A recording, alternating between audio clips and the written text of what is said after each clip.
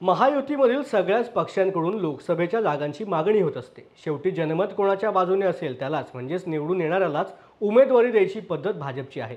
गावातल्या प्रत्येक व्यक्तीला सरपंच होण्याची इच्छा असते असा मिश्किल टोला यावेळेला रामराजे नाईक यांना लगावत खासदार रणजितसिंग नाईक निंबाळकर यांनी विविध विषयांवर माध्यमांशी संवाद साधला।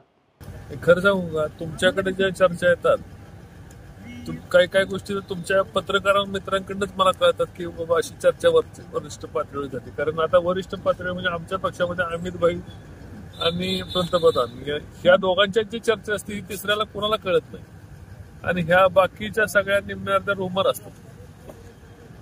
मग तसं काय मी म्हणत नाही, पण तुमच्या झालेल्या चर्चेनुसार झालं तर खूप चांगलं होईल असं मला भाजप प्रदेशाध्यक्षांनी बऱ्याचदा तुमचं कौतुक केलंय।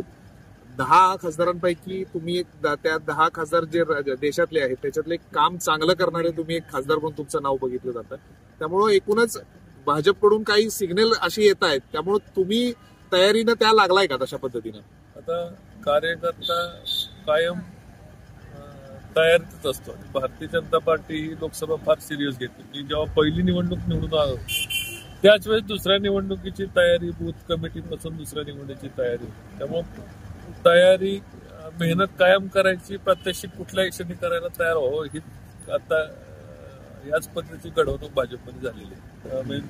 शिंदे साहेब या जिल्ह्याचे मुख्यमंत्री आहेत, त्यांच्याकडून या साताऱ्याच्या मागणी होऊ शकते। भारतीय जनता पार्टी इथून निवडणूक लढवलेली आहे।